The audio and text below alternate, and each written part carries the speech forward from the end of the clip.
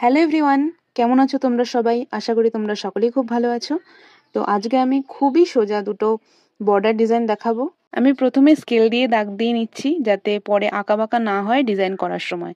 আর আমি পেন্সিল দিয়ে এঁকেও নেব। দুটো ডিজাইন করব, সেই জন্য আমি দুদিকে দুটো দাগ দিয়ে নিচ্ছি সোজা সোজা করে।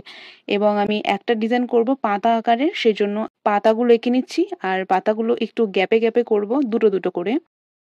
পাতাগুলো আঁকা তো একদমই সোজা, যে কেউ চাইলে করতে পারো। আর এই পাতাগুলোর ওপরে কিছু কিছু দাগ দিয়ে নিচ্ছি। এরপরে আমি এটাকে রং করব। আর তার পাশে আমি আরেকটা লতার মতো এঁকে নিচ্ছি। লতাগুলো একদমই সোজা, একদমই সিম্পল করে আঁকছি যাতে সকলে তোমরা এটা করতে পারো। তো সেইভাবে আমি খুবই সোজা করে এটাকে আঁকছি। তো এবার আমি রং করব পাতাগুলোকে। এবার এই রংটা হচ্ছে কি অনেকটা নীল রঙে দেখতে লাগছে, কিন্তু এটা নীল রং নয়। কিছুটা সবুজ রং আর বেশিরভাগটাই সাদা রং দিয়ে মিশিয়ে এই রংটাকে একদম হালকা সবুজ কালার করে নিয়েছি। তারপর আমি এটাকে রং করেছি।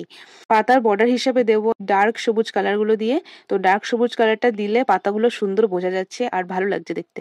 এর ওপরে দেবো আমি গোলাপি রং। গোলাপি রংটা বানিয়েছি বেশিরভাগটা সাদা আর কিছুটা গোলাপি রং দিয়ে, তাই হালকা হয়েছে।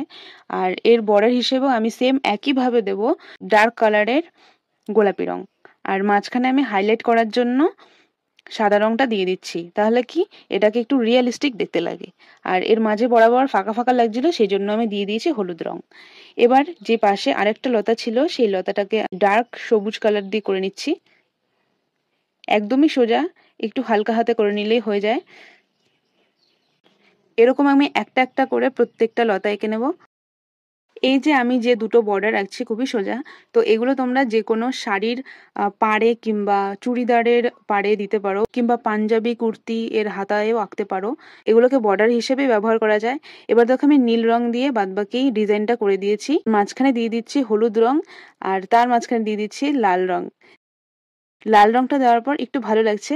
সাদা আর নীল রংটা মিশিয়ে একদম আকাশি রঙের একটা রং বানিয়ে নিয়েছি। আর সেটাকে আমি নীল রঙের উপর দিয়ে দিচ্ছি হাইলাইট করার জন্য। আর হাইলাইট করার পর দেখতে আরো বেশি ভালো লাগছে। আর তোমরা হাইলাইট না করে এমনিও রাখতে পারো, এমনিও ভালো লাগছিল, হাইলাইট করেও ভালো লাগছে। আমার কাজটা কমপ্লিট হয়ে গেছে। তোমাদের এই বর্ডার পেন্টিংটা কেমন লাগলো তোমরা অবশ্যই আমাকে কমেন্টে জানিও। আর এগুলো তোমরা বাড়িতে, আবার বলবো, চেষ্টা করো। আমি এরকমই খুব সাধারণ এবং খুব সোজা কিছু কিছু ডিজাইন নিয়ে তোমাদের শেয়ার করার চেষ্টা করব। আজকের ভিডিওটা এই পর্যন্তই। দেখা হচ্ছে অন্যদিন। ভালো থেকো, সুস্থ থেকো।